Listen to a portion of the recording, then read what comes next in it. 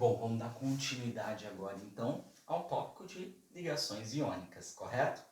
Bom, analisando o potássio, já com a sua distribuição eletrônica aqui realizada, nós podemos observar que o potássio apresenta na camada de valência um elétron, certo? Então, isso indica que o potássio gera o cátion K+, já que ele quer doar esse elétron para que ele fique com uma camada de valência contendo 2 mais 6, 8 elétrons, e assim adquira a estabilidade de um gás nobre. Já quando nós olhamos para a distribuição eletrônica do fósforo, nós podemos observar que ele apresenta na camada de valência 5 elétrons. Bom, é mais fácil eu ganhar 3 elétrons do que eu perder os 5. Isso quer dizer, então, que nós teríamos que adicionar mais 3 elétrons aqui, para que ele fique com um total de 6 no nível 3p, certo? Logo, ele gera um ânion P3-. Perceba que para os ânions, a quantidade de elétrons que eu necessito é a quantidade que falta para que eu atinja 8 elétrons. Logo, quando nós juntamos esses dois elementos, K+ com P3-, o que isso quer dizer? Bom, potássio ele só doa um elétron e o fósforo precisa de 3. Portanto, eu preciso de 3 átomos de potássio para um átomo de fósforo, de acordo com a regra do escorrega, certo? Dessa forma a gente estabiliza e deixa a estrutura neutra. Fechado? Bom, um recurso precioso que nós temos é a nossa velha e amiga tabela periódica, certo? Ela é importante quando se trata de ligações químicas, então ter ela em mãos é ótimo na hora da execução dos exercícios. Bom, eu vou deixar uma dica aqui que é muito relevante para todos vocês. Quando nós pensamos em elementos doadores e receptores de elétrons, os elementos do grupo 1 ou família 1A, eles sempre geram cátion X+. Por quê? Porque eles apresentam um elétron na camada de valência. Todos eles.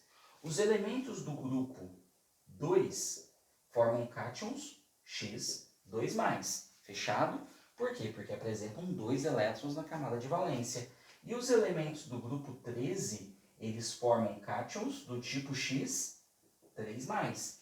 Bom, aqui tomar cuidado, com exceção do boro, certo? O boro não é um metal. Bom, então, os elementos do grupo 13 apresentam 3 elétrons na camada de valência, certo? Por isso que são doadores de 3 elétrons.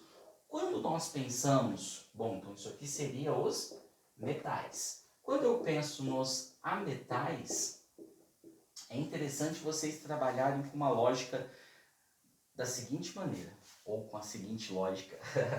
Você tem grupo 15, grupo 16 e grupo 17, certo?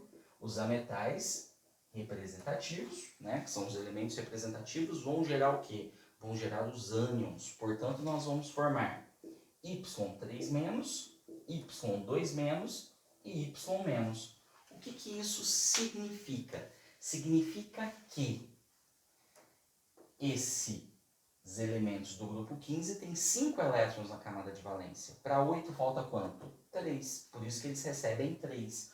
Os elementos do grupo 16 contêm 6 elétrons na camada de valência. Portanto, para 8 falta quanto? Falta 2 elétrons. Por isso que eles recebem 2.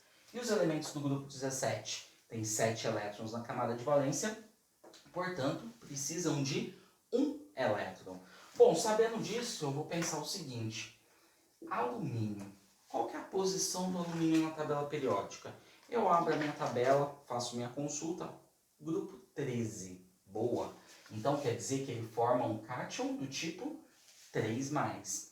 Bom, e o oxigênio? O oxigênio está no grupo 16, dos calcogênios. Então, se ele está no grupo 16, quer dizer que ele forma um ânion do tipo 2-.